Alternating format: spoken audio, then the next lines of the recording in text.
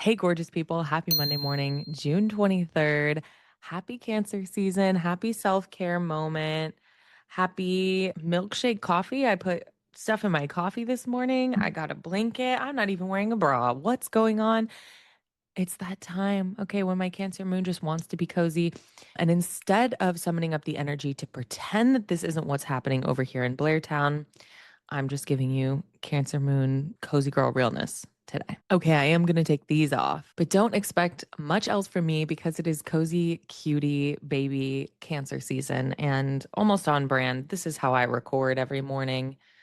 What you see is what you get, boys and girls. I'm just a Cancer moon with a microphone. We are going to get into all of these gorgeous transits, but before we do that, I want to talk through some of my favorite comments from this week. Okay, a quick costume change and a re-record. It's a long story and I'll spare you the gory details. Isaac Marwell 5435 commented on a YouTube short that I posted, which was a clip from last week's show talking about the Neptune Jupiter square. And we were talking about Cartesian epistemology and we were talking about Pluto's allegory of the cave. And Isaac Marwell says, I can't agree more, which is a hilarious philosophy pun and much appreciated by this YouTuber. On my video that I posted containing Saturn and Aries horoscopes with my dear friend Sarah Posh, I received so many warm and awesome messages and also just messages of real honesty and truth from people undergoing pretty difficult Saturn transits. Angela Pacelli, butchering, I'm so sorry, 5744 says, wow, the cap rising bit was like a smack in the face. I just made a brave move all alone from the mountains to the ocean, leaving my old life behind. Definitely a self exile. Congratulations on your brave move, Angela. I know that it is really hard when you are entering into a Saturn square. There's so much pressure to strike out and break out on your own and to leave the old ways behind.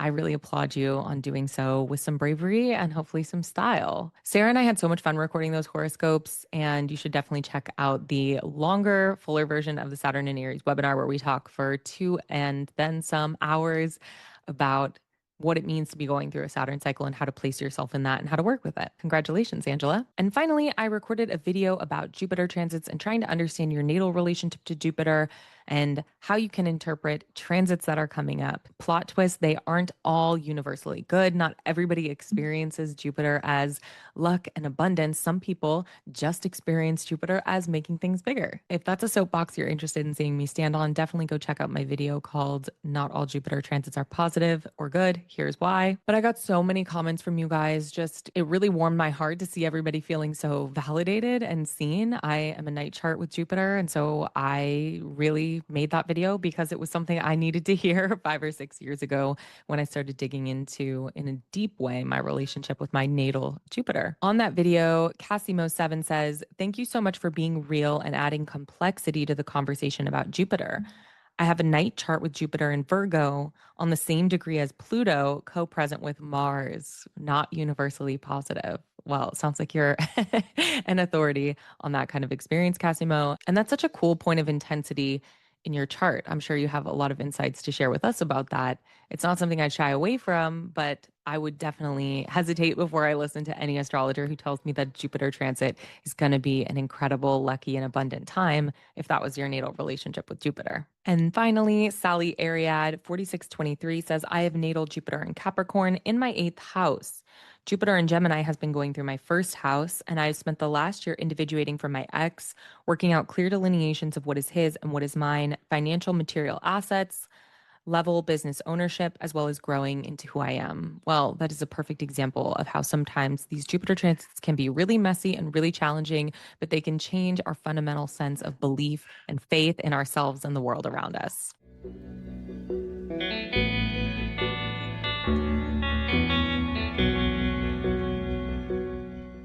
So, what's going on this week? Let's look at these transits. We have the sun squaring Neptune and then immediately moving to conjoin Jupiter at 3 degrees Cancer. The very next day, hours later, we have a new moon at 4 degrees Cancer, conjunct that exalted Jupiter. By the week's end, we have Mercury entering Leo, forming a trine with Saturn, and then opposing Pluto in Aquarius. The moon throughout this week moves from Gemini through Virgo. So, when we first started the show, the moon was forming fixed sign quarters, going from fixed sign to fixed sign. Now we have the moon moving in mutable quarters throughout the week. This week is truly the triumph of the light, the summer solstice encore. So last week, the sun entered Cancer, marking the summer solstice. This is where like a ball or a festival celebrating the summer solstice is really going to happen. At the beginning of the week, Neptune really seems to be instigating. So when we think about the square as an aspect, it really is like a little martial knife point that is like poking and provoking and making something active. So Neptune is really pushing the sun into a place of stoking the heart from Aries. Now, there might be some of that dreamy Neptunian optimism, but from Neptune and Aries, it might feel a little more like fiery zealotry and inflammatory fantasy. So the sun is really going to be heavy lifting here to keep us in an emotional, empathetic place. And we really have that underscored by these two transits that form essentially a mega transit. A megapint. Where the sun conjoins exalted Jupiter at 3 degrees Cancer for a new moon conjunct that exalted Jupiter. These really aren't separate transits. They are kind of the same transit. And I've been thinking about this all year as the Jupiter cazimi new moon happening on the 24th and 25th. I really can't overstate how significant this moment is in the astrological story of the year of 2025. Last week, I made this joke about how we were all Tommy Shelby in the bleak midwinter for this entire winter. And now we're kind of in a place where we're feeling differently. And when I was looking over the astrology of this year, these two dates really looked like a moon-drenched archway that we could walk through into a very different experience personally for the latter half of 2025.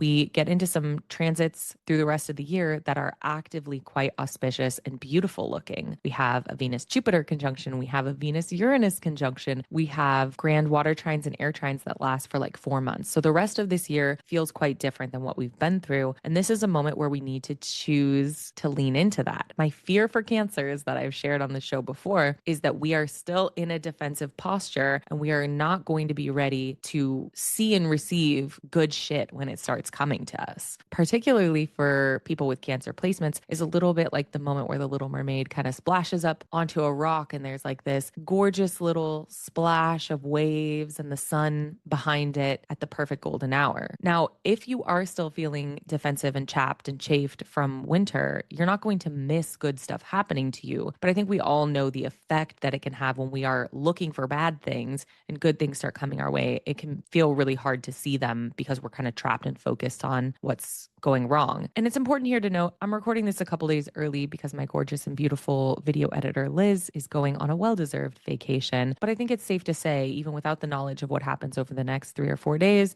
current events have a lot of us feeling on edge, frazzled, overextended in terms of our nervous system. And this is such a potent moment of reminder not to get carried away with all of that fear and Aries stuff that's going on. This is a can't miss opportunity to reconnect with your own body, to return to yourself, go outside, sit with your ancestors under the light of the moon, and return to an innate sense of embodied knowledge and regulate our nervous systems. That's got to be the first step to enjoying this moon-drenched archway. And do not let yourself get carried away with the fervor and the tribalism of what's going on in Aries right now with Saturn and Neptune. Remember the knowledge that your body has. Remember the wisdom that your ancestors have to offer you and return to yourself. And maybe, as the youths say, touch some grass, go outside, sit in the moonlight just for a little bit of time. The moon has never asked us to be nice and neat and orderly. The moon has never asked us to make sense of what we're feeling and why. And the moon goes about weaving that little spider web for us and making it all make sense and tying it all together neatly. The moon witnesses our magic and loves it. So if I can tell you what to do, spend some time in the moonlight over this 2-day period and come back and let me know what you heard. Now, another image that's really coming up for me for this transit is the Ace of Cups tarot card. I think some people are going to be feeling this card, the overflowing emotional abundance and really the emotional and interpersonal wealth that we have. Not necessarily financial wealth, though for some people, I am quite sure that Jupiter in Cancer has already brought you money. And if you're one of those people, may the gods bless you. But even if you aren't a person who has an overflowing, incredible, lucky, ambitious, magnetic relationship with Jupiter, I want you to think here about this imagery of the overflowing cup. This could be like Marie Antoinette. This could be like the Catholic Mass with a never ending goblet of sacramental wine. This could be a cup filled with the tears of men. This could be like Dumbledore drinking rancid poison from a never ending well from a freaking seashell. It really depends on what your relationship with Jupiter is. But there's something really overflowing here, something that is going to be very loud, very obvious coming in from the Cancer part of your chart. And most likely it will be neutral, if not positive. Most people are not Dumbledore drinking out of the shell. If you have a really difficult relationship with Jupiter, that's uncommon, but I've seen it. Don't forget to remember my message about grounding yourself and regulating your nervous system and trying to connect maybe in an animistic way with Jupiter. Another note about this Cancer new moon cazimi is that it connects directly back to the moon cycle that happened earlier this year. So we had a full moon in Cancer on January 13th, 2025, and the new moon last summer. So in June and July, we actually had a new moon in Cancer, but we had two full moons in Capricorn at 1 degree cap and 29 cap. Now, another thing I want to do for you with this Jupiter new moon cazimi is connect it back to the previous moon cycle. So on January 13th, 2025, we had a full moon in Cancer. That was deep in the heart of winter with Mars retrograding. It was the peak of the Mars retrograde in Cancer. So what was going on for you then? This is going to feel in some ways very, very different, but also very similar. It'll be that classic moon echo. It may connect back in some kind of vague way. For me, for example, during that full moon in Cancer, I was actually attending a metalworking, lost wax casting jewelry class to learn how to make my own astrological talismans. And now by summer, it's led to a full on renovation of my entire creative system. You also might look back to last summer. In June and July, we had two full moons in Capricorn and one new moon in Cancer. The dates for those: June 22nd, 2024, full moon in Capricorn. July 5th, 2024, new moon in Cancer. July 21st, 2024, full moon in Capricorn. All right, now last summer with Saturn and Pluto at play, we called that a spooky, sneaky Saturn girl summer. And it really was that. But you might tie something back in, particularly to that July 5th date. What was going on for you last summer, June and July in Cancer, and how is that related to what's going on this year? So again, I'll share an example from my own life of this echo. Last summer, I was deep in the throes of a postpartum depression, and I went and stayed at my sister's house in New York for 6 weeks to really get myself out of that and reestablish my identity as a human being post-motherhood. Now, this summer, I am also going back to New York for 2 weeks to stay and celebrate some things with my family. It's going to be an incredible time. And it's really like this weird little echo that's going on. And now it's not an exact repetition of what happened last time, but it is this similar sensation and echo. And as you know, all of this is happening right atop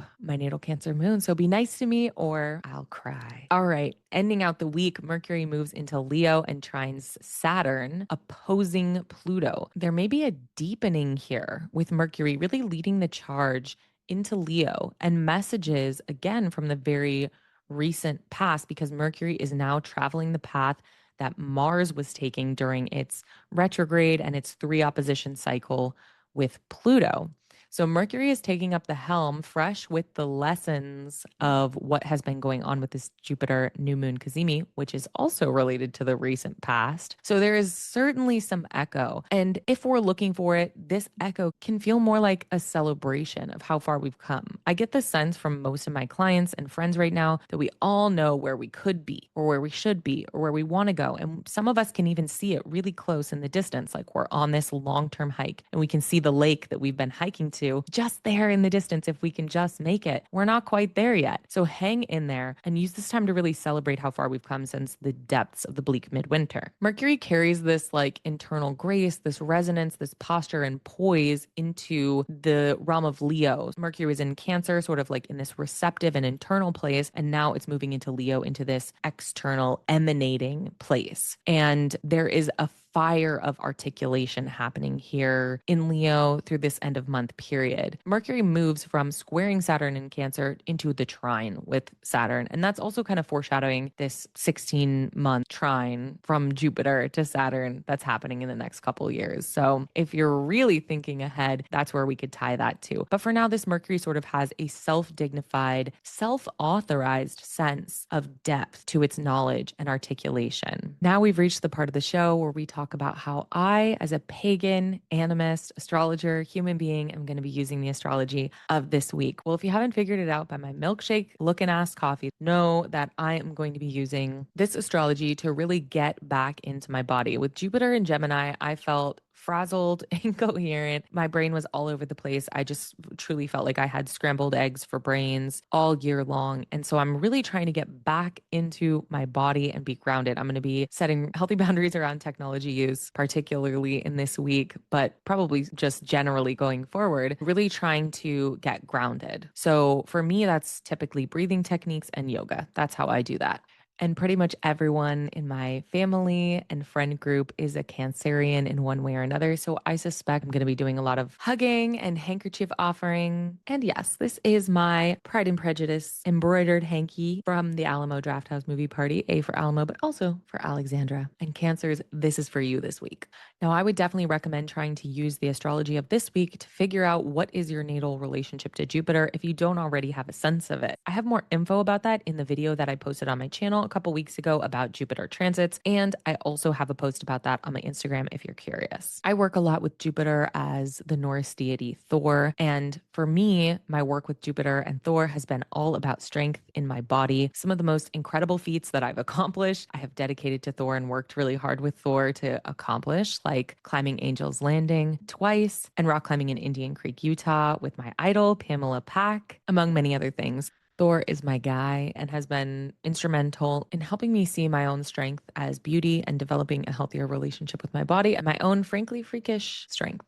Okay, you know what that sound means. Just about done with my coffee, so the show must be over. If you're wondering about Saturn and Aries, you can always purchase a copy of the webinar I gave on Saturn and Aries. It's a 3-year transit, so you definitely haven't missed it. And if you need help thinking about Jupiter and your relationship to Jupiter and what is going on with Jupiter this year in exaltation, you can always book a one-on-one consultation with me at 9livesastrology.com. Have a great week, and I'll see you next Monday.